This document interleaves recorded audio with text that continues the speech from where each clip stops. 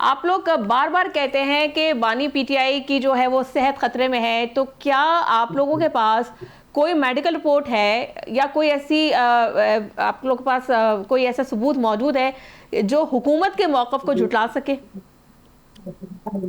देखिए, अगर आप मुझसे ये सवाल पूछें तो मैं तो आपके इस सवाल पे परेशान होऊंगा।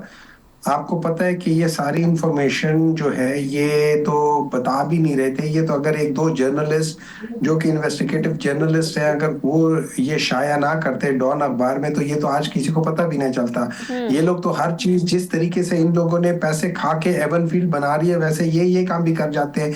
झूठ में, बेईमानी में इन लोगों का कोई सानी नहीं है। और मैं थोड़े से अपने भाई को जरा बता देता हूँ कि इमरान खान के जमाने में इन्फ्लेशन सिर्फ 12% थी।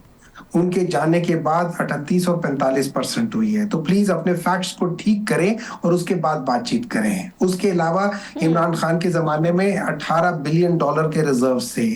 ठीक। उसके बाद जब वो चले गए थे, उसके बाद तकरीबन ये 4 5 6 बिलियन पे नीचे आ गए थे हम्म। और ये हो गए थे। पिछले 4 साल से पाकिस्तान की हिस्ट्री की बदतरीन जो मिसाल बनती है मईशत की, वो है कि जो कि 2% से 4 साल मुसलसल ऊपर नहीं गए। इससे पहले इस तरह की सूरत सिर्फ तब हुई थी जब 1971 में पाकिस्तान 2 लाख हुआ था। उसके बाद आज ये सिचुएशन हुई है कि 4 साल मुसलसल इतने बदतरीन है। हर जब इमरान खान की हुकूमत थी तो तकरीबन 5 में से मतलब एक से भी कम 0.8 लोग जो थे वो पॉवर्टी से नीचे थे। 21% से कम होकर 18% पे चली गई है। आज तकरीबन हर दूसरा बंदा पॉवर्टी लाइन से नीचे होकर 50% तक चली गई है। ये आप लोगों का तोहफा इस मुल्क को। हम्म। आप लोगों का ये तोहफा है कि आपने हर दूसरे बंदे को गुर्बत की लकीर से नीचे धकेल दिया है।